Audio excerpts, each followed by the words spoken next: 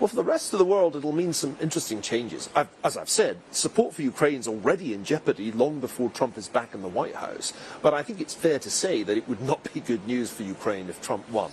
He has no love for Zelensky, and he seems to have a kind of bromance with Vladimir Putin. So that seems like bad news for Ukraine.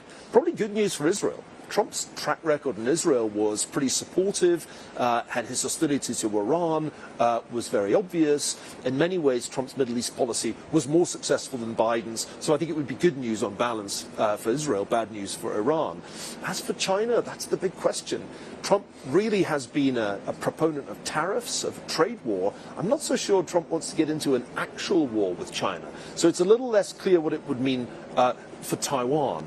But, you know, the bigger consequences of a Trump re-election are at home, because it would call into question the very stability of the American Constitution. Remember, this is a man who called on a mob to march on the Capitol to try to overturn the result of the last election, and he's running for re-election now. That's a pretty shocking indictment of the mood of American voters. In many another country, I think Trump's political career would have been over on January the 6th, 2021, and here he is, narrowly the front runner in the prediction markets. So it's not so much the American empire that is at stake here, it's the American republic itself. What about India, the relationship with India as Trump comes into power? There was quite a lot of bromance between Prime Minister and the President. And Prime Minister's done very well with Biden as well. Yeah. But how do you think it'll affect our relationship? Because there's a whole lot of talk about incredible India and inevitable India. You can't stay away from India. So how do you think? I've heard the conversation for 20 years now. We've got to make India part of our Asia strategy. We have to kind of build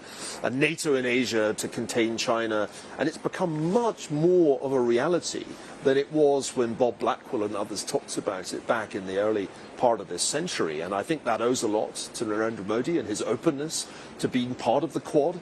I think the Quad is real. It's a really important part of American global strategy.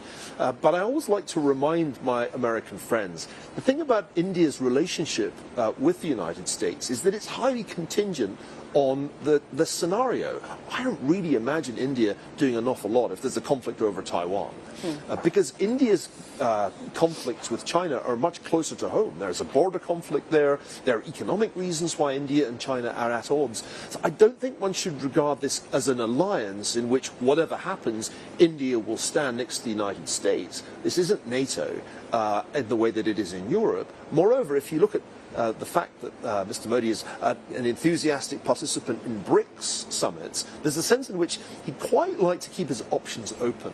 And that, I think, is the reality of India's situation.